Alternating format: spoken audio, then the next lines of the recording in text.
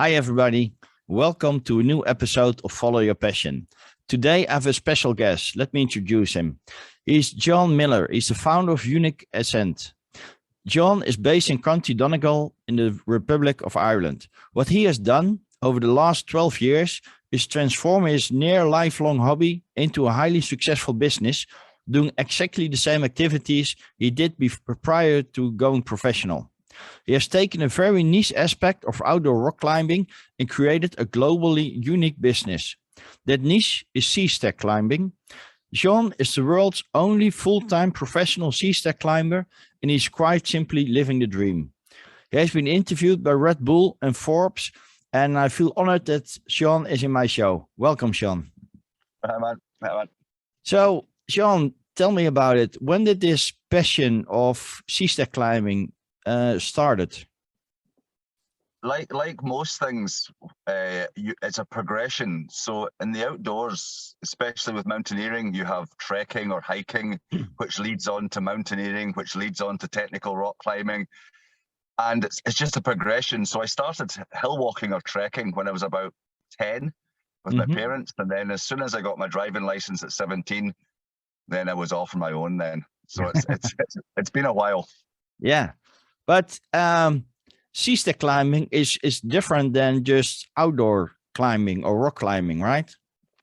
Well, sea stack climbing involves an awful lot of aspects that you need to know. For example, you need to know how to navigate, you need to know about the sea, you need to know about rock climbing, and you put them all together and you climb the towers of rock that stick out the sea. Now, without one aspect, such as knowing about the sea, it's not going to end well for you. So it's a lot of things come together to make you proficient at it. I can imagine that, because it's not just landing on a beach, right? It's a sea stack, that a rock that actually rises from the sea. So there's no beach, no whatever to lay your boat, or you have to find the right position to enter the rock, so to speak. Well, if you imagine a big sea cliff and it's facing northwest in Ireland, it's getting pounded by the North Atlantic drift, which is the prevailing tidal currents from the Caribbean.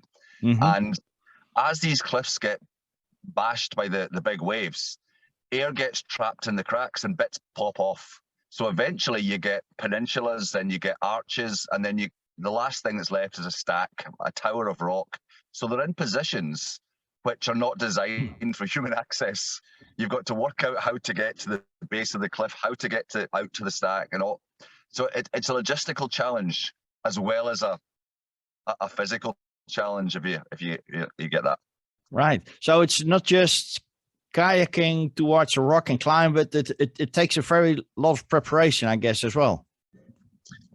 An unclimbed when I find a stack that's unclimbed, or I'm going back to reclimb a stack, then I usually visit it with a view just to have a look at what's going on at its base. So I'd like to go and visit the stack when I think I could possibly get on it regarding the sea. And I go and visit and I just sit and watch, and I'm looking for how to do it. And then I come back now that I know a lot more about the situation or the location, and it's usually successful. So a lot of observations involved. Yeah, I can imagine that.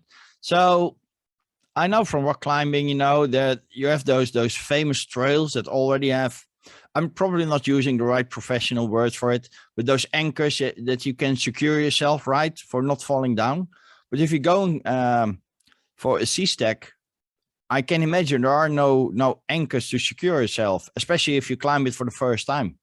So how do you do that? So if I was to go to a sea stack that I strongly suspect's unclimbed, and I was to find anything to indicate somebody'd been there before me, I'd get emotional. That's not good. Yeah. So there's plenty of ways to do things. For example, getting to the top of a stack and there's nothing to use as an anchor, then I can do, for example, what's called partial the summit. So I wrap a rope right round the summit and I rappel off that rope. Or I can build a cairn, or I can hammer in stakes. You tend to sit and watch, and you make a decision as to what you think's going to be up there to get you back down. And you just take the right equipment. Yeah, If not, worst case scenario, you've got to down climb, and that's absolutely terrifying. I can imagine that. Yeah. Yes. You know, if you're going up, you can see where you're going, but if you're climbing down, it's feet first, and that's more It's scary. awful. Yeah.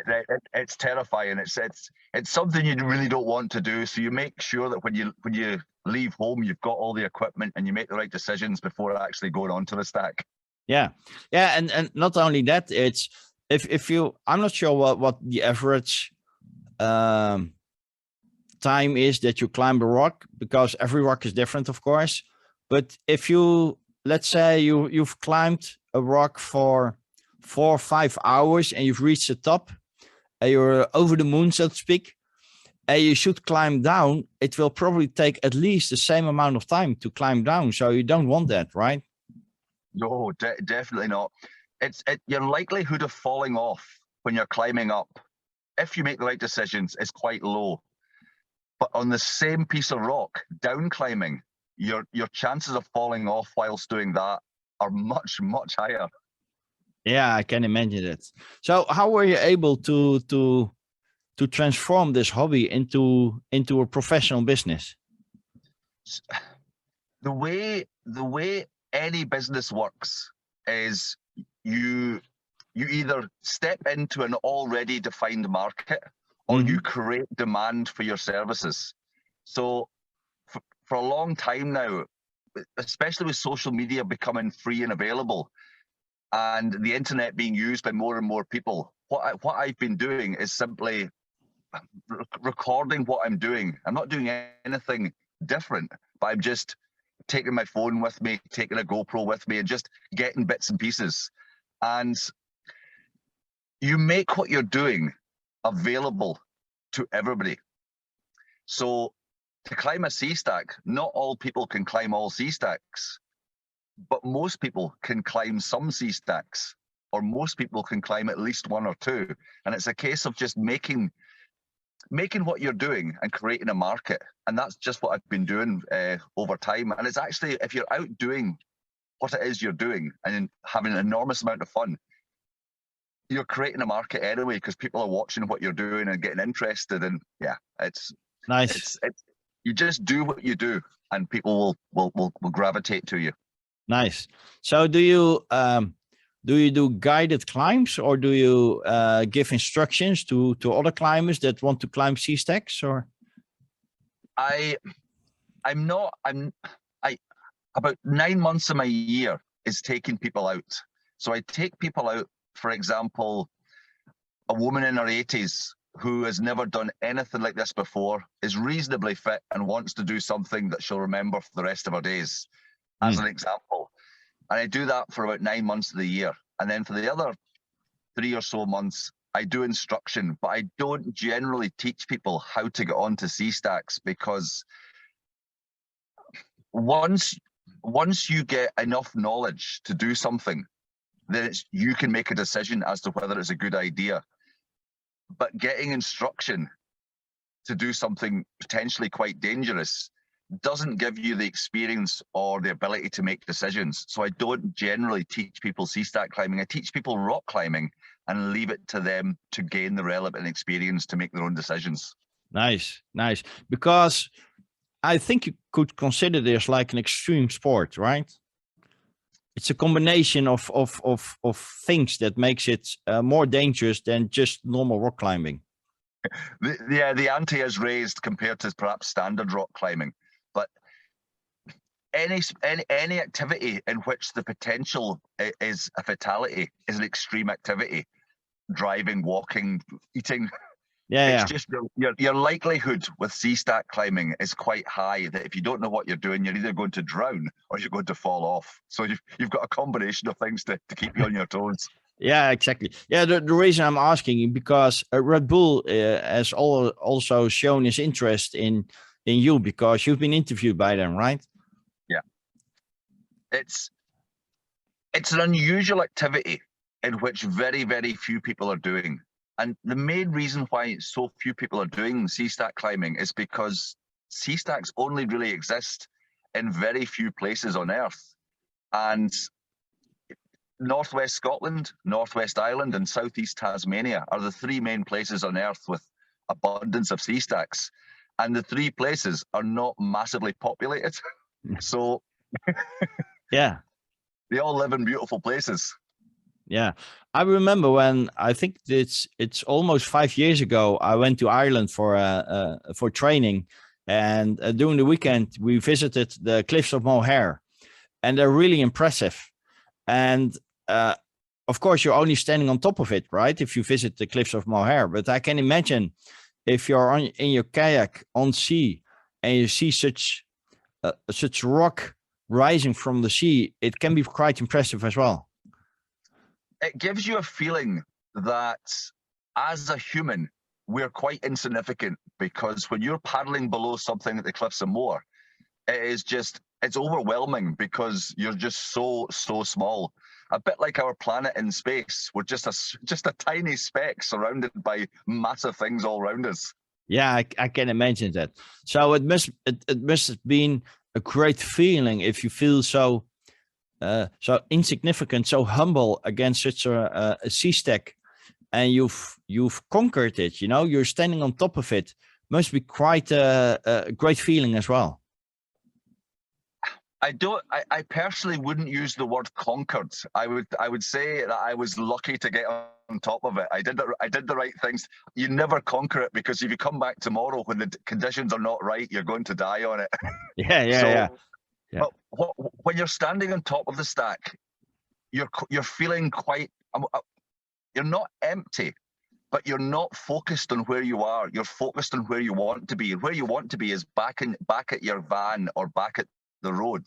So you don't have any sort of celebration on top. You have a smile to yourself and then fix the abseil and carry on to get back down. Once you get off the stack and back onto relatively safe ground, then you get a feeling of euphoria, but not before.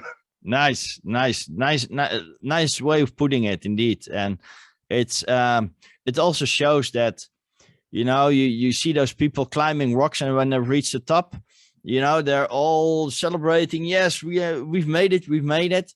But with sea stack climbing, you're just halfway, so to speak. You still have to get down and get back to shore again. So, and it takes. You still have to be focused. You know, you can't make any mistakes, like you said. So, very well put.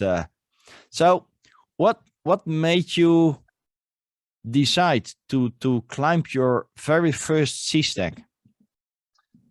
I was living in Orkney, which is the islands to the north of Scotland, and I'd almost finished what's called the Munros, which are all the Scottish hills above 3,000 feet. And I'd almost finished them. It'd taken me 15 or so years, and I just happened to come across one of the lesser known sea stacks in the Orkney Islands, and I thought to myself, maybe I could stand on top of that. And at that time, the internet wasn't big. There's no social media. You were still very much, emails weren't perhaps used by very many people or as much as they are now. So it was a case of going to the library and getting a book out. I don't know if you remember. It seems like a long time ago now, going to the library and getting a book.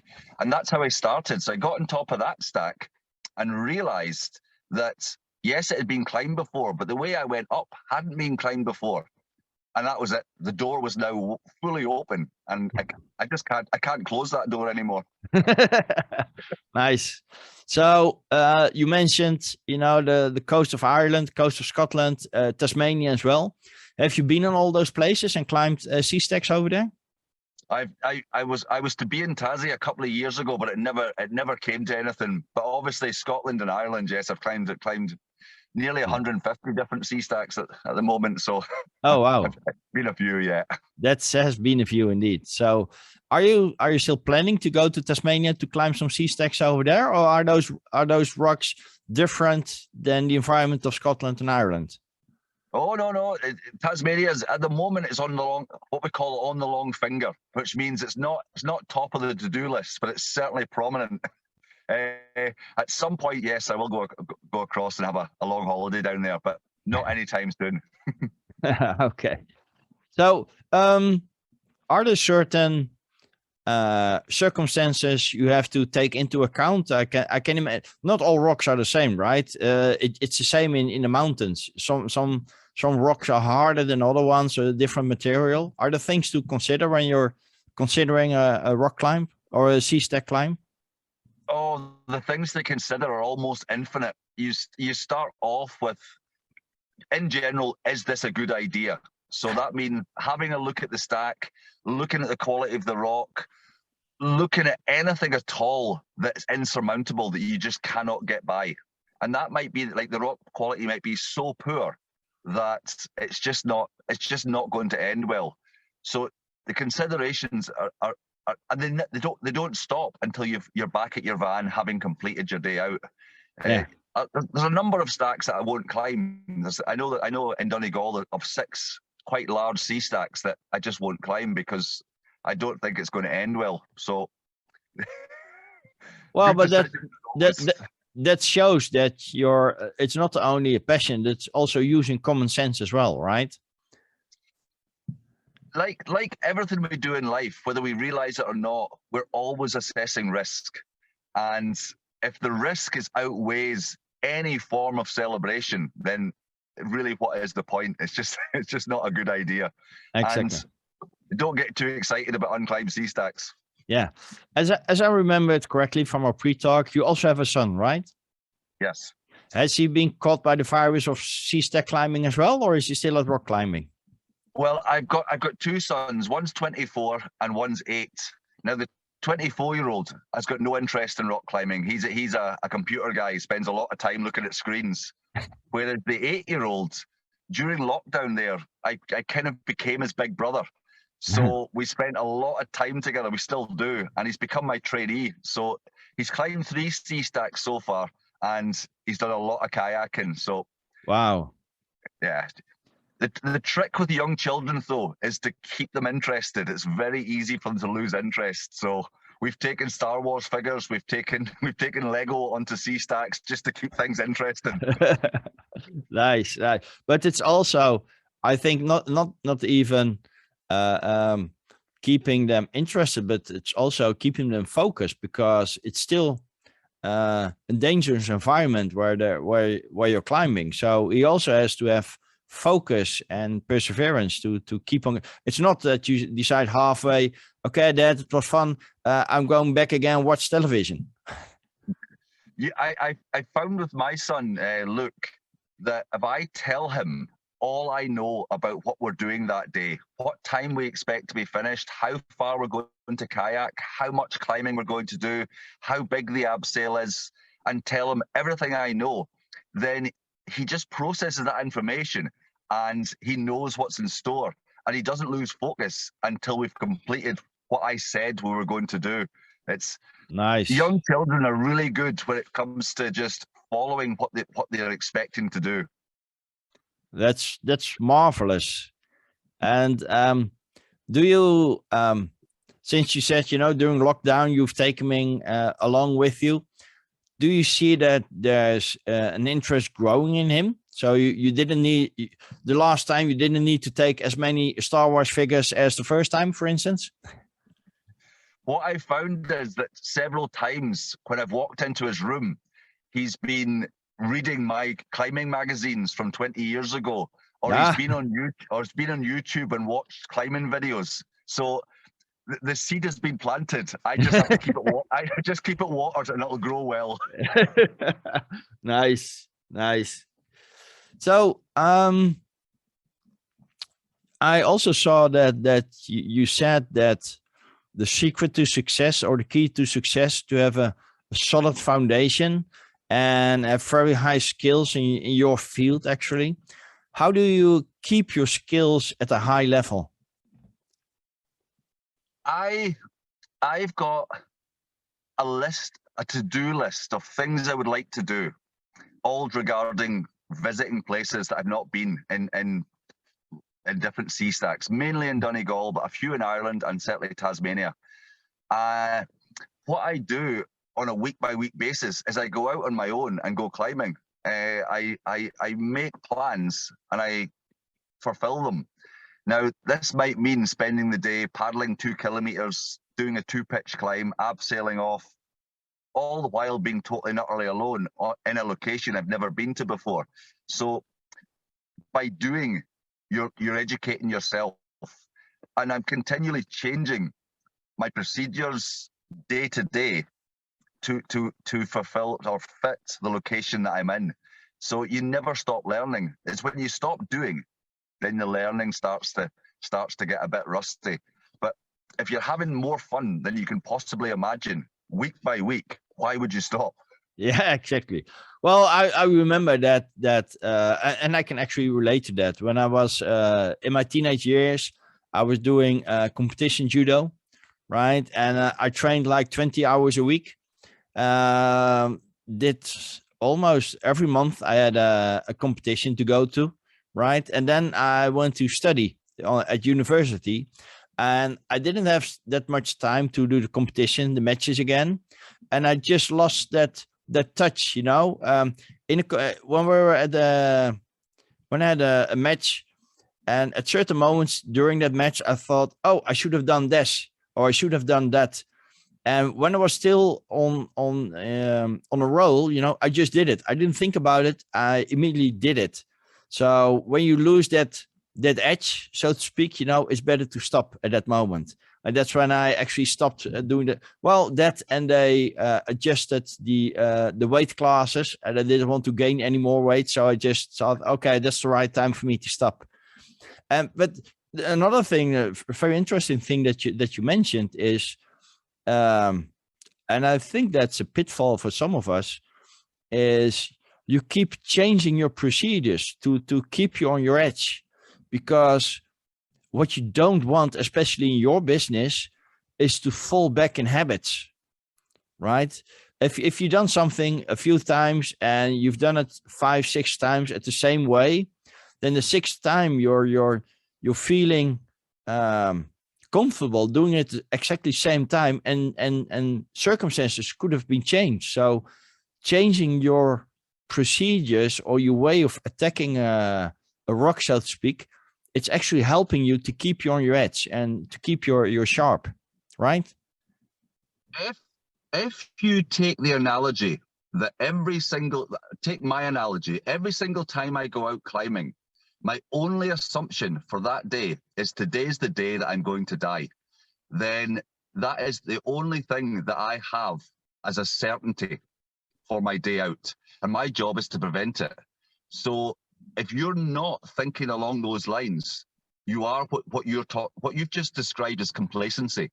You've become complacent because you've revisited a place several times and it no longer holds any fear for you. And that is an incredibly dangerous mindset to have. If you assume, if I'm out with customers or clients to climb, if I'm not watching out for them with the fact that we're about to have a fatal accident, then there's no point me being there.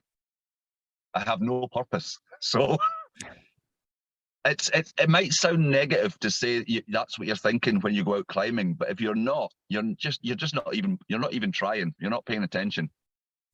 Exactly. Yeah, it sounds horrible, but it's a great mindset or reminder, actually, that what you're doing, right? I guess if I'm also a very big fan of Formula One, especially we got a certain Dutch man that's doing great in it, right? But I can imagine that they've driven the circuit like numerous times, right? Both real time as in the simulator, and I guess they have like a similar mindset, you know. If they get in the car, they can kill themselves. If they're driving like 200 miles per hour and they cross into a wall, it could kill them. So they have to keep sharp. They have to keep focused.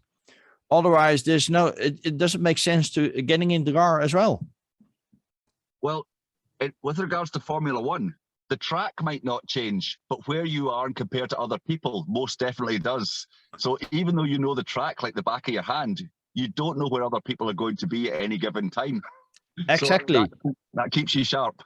Yeah, and the weather changes, you know, the temperature changes, the tires can even be different every race. Yeah. So you have to keep sharp. You have to be focused and just give it your best. And that's all you can do. Being aware of what potential circumstances, how they're going to develop in the next 5 minutes, the next 20 minutes, or the next hour, is all down to experience. Having seen something before, you can make a really good guesstimation as to how this is going to pan out. Yeah. You already mentioned, Jean, that you've climbed numerous sea stacks. Is there one experience that stands above all ones that you can remember? There's been lots of different experiences that have shaped how I do things now. Mm-hmm. One in particular, I was doing the first ascent of a sea stack called the Anbudgel, or the Bottle, and I decided not to free solo it. I was going to rope solo it. So I set my rope up and I set off up the sea stack. Now the sea stack's about 50, maybe 60 meters high, 180 feet. Mm-hmm. And it sits 300 meters from land. And it's shaped like a wine bottle.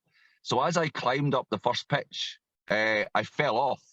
But I fell off into the sea. And at the base of Anbudgel, there's conflicting tides. So I ended up in white water.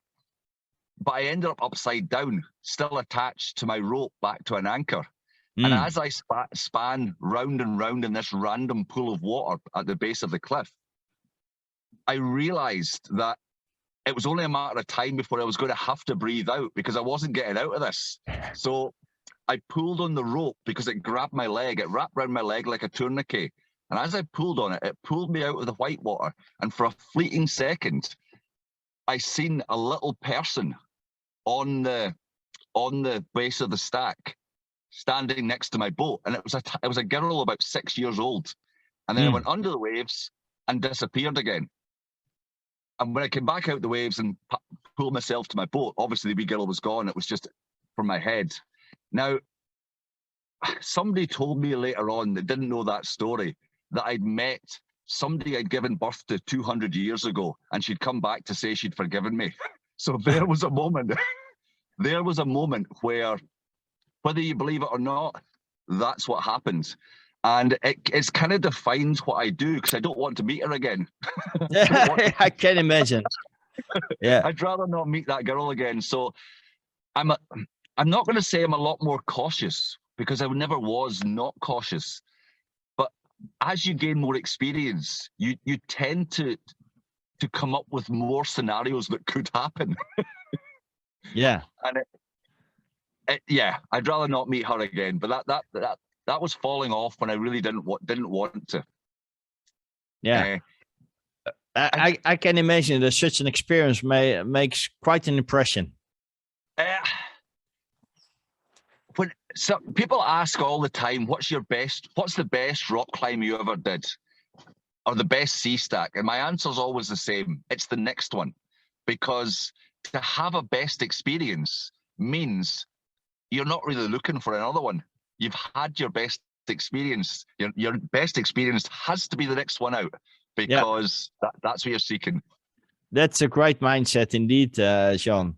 So is there a memorable moment with one of your clients that sticks with you? You already mentioned that you took this 80-year-old lady into a climb. Are there any other ones that has stick to you? One of the most memorable experiences, I was paddling with a 23. I was like mid-30s, and I was paddling with a 23-year-old girl, and she was in the back of the dinghy.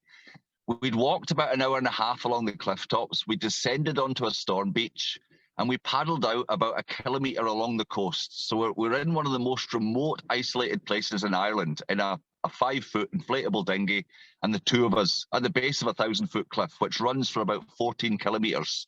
Not really inescapable, but certainly incredibly difficult to get out of. Yeah. And as we're paddling towards the stack, we had about 500 meters to go, and a killer whale, an orca, breached about 20 foot, 20 foot from the boat.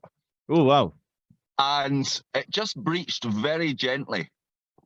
And then about 2 seconds, maybe a minute later, it breached again, and I locked eyes. Me and the girl locked eyes with this orca.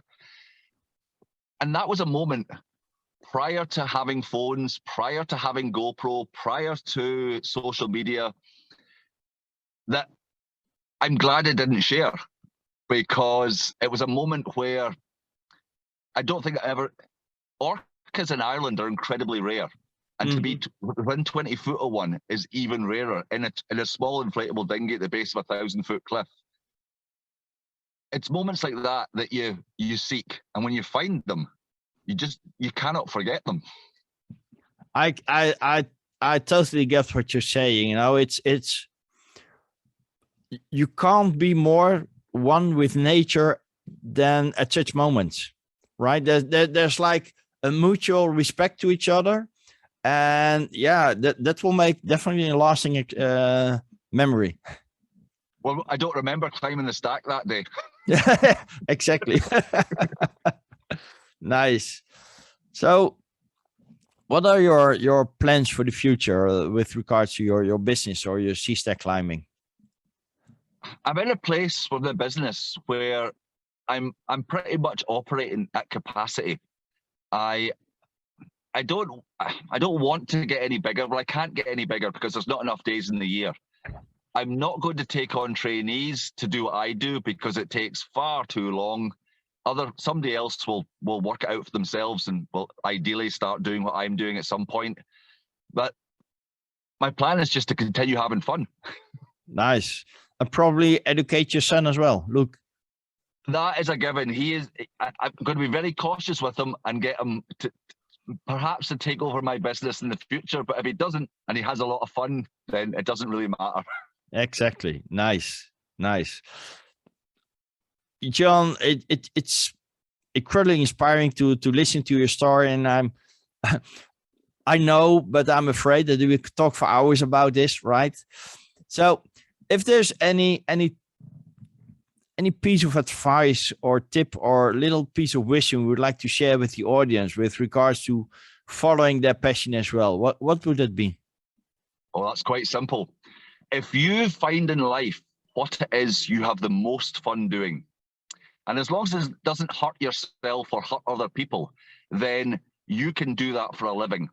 And if I can make sea stack climbing into a business, then anybody can make anything they enjoy doing into their business.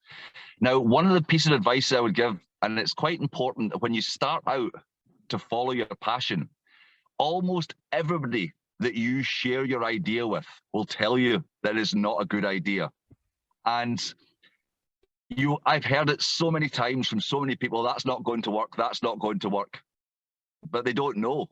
They don't know what it is you know, and they don't know what it is you do. They have an idea, and everybody will give you advice based on their experiences. So following your passion for a while at the start, it's quite difficult because nobody thinks it's going to work, and nobody will tell you it's a good idea. So it's a case of just continue. As long as you're having fun, just continue what you're doing. Nice. No, great advice. And it also, I had an interview with another entrepreneur, and she said that sometimes people are afraid of following their passion because when it becomes work, they won't like it anymore. But I think that's the wrong definition of work, right? You're doing what you love to do, and people are willing to pay for that. That's a totally different mindset. I never work. Exactly. 300 days of the year, I never work. I'm out doing. If you take your passion and you make it into a job, my view is you've missed the point of what you're doing. You don't make your passion into a job. You share your passion with other people. And if it becomes work, then stop doing it. Exactly. Nice ending, John. So if people want to know more about you or your business or want to work with you, how can they get in touch with you? Best thing to go is go to the website, uniqueascent.ie, and just have a look about and see what it is I'm doing. And if it's something they think would be a good idea to do, give me a shout. Perfect. So thanks again, John. I feel honored to have you on my show.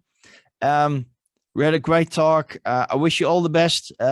Say hi to Luke as well, and keep up the passion. And let's keep in touch.